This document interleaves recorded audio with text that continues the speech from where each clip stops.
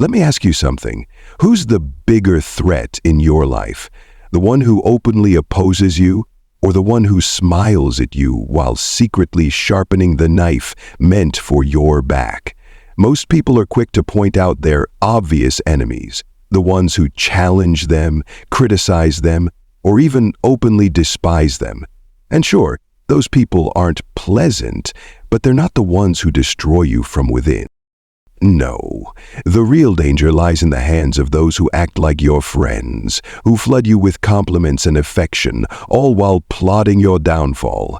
Today, I'm here to tell you the harsh truth. Don't fear obvious hostility. Fear fake friendliness. That forced smile, that overly sugary tone, that's the real poison. And if you're not careful, it'll rot you from the inside out. Let's dive into why you need to stop worrying about the enemies you can see and start paying attention to the ones who hide in plain sight. Let's start with the obvious, open hostility. You know where you stand with these people. They don't like you, and they make no effort to hide it. They'll insult you to your face, they'll challenge your ideas, they'll compete with you openly. And guess what? That's fine. It's even healthy. Picture this. You're walking through a jungle, and suddenly a tiger appears in front of you. It growls, its eyes locked on yours. What do? You prepare, you focus, you assess the danger, and you take action. You know exactly what you're dealing with. That tiger isn't lying to you. It isn't pretending to be your friend. Its intentions are clear. Open hostility is like that tiger. It forces you to stay sharp, to defend yourself, to grow stronger. People who openly criticize you, challenge you, or even hate you, they're not a threat to your core because they don't hide what they are. They don't manipulate you into trusting them. In fact, some of the best lessons in life come from those who openly oppose you. They make you question your weaknesses. They give you a reason to improve. You know who they are and you know what to expect. There's no betrayal, no blindsiding, no psychological warfare. But fake friendliness? That's a whole different beast. Let's talk about the smiling snake in your life. You know who I'm talking about, the coworker who always praises your work but secretly spreads rumors about you in meetings. The friend who showers you with compliments but vanishes the moment you need them. The family member who pretends to support you but quietly sabotages your success. This is the real enemy, not the one who screams at you, but the one who whispers sweet lies.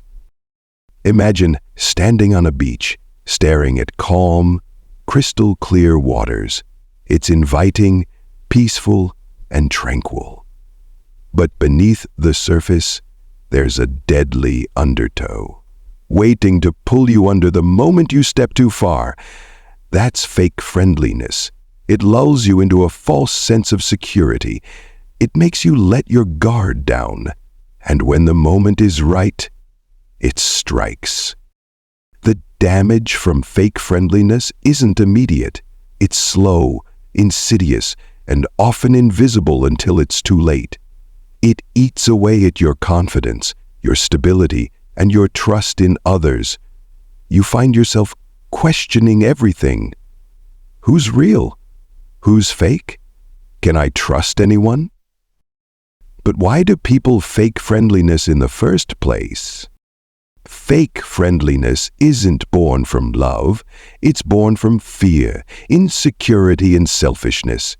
People pretend to care because they're too afraid to show their true colors. They're weak.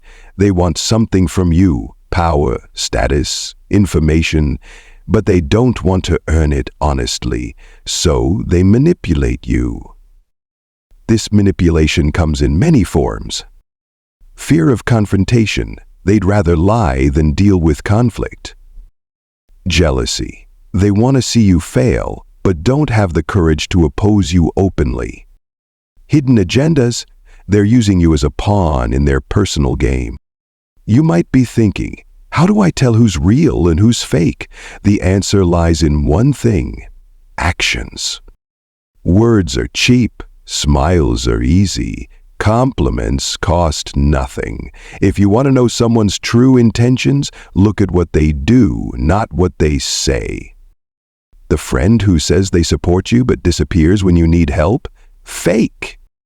The coworker who praises you in private but never backs you up in public? Fake. The family member who always has an excuse for not being there? Fake. Real allies show up.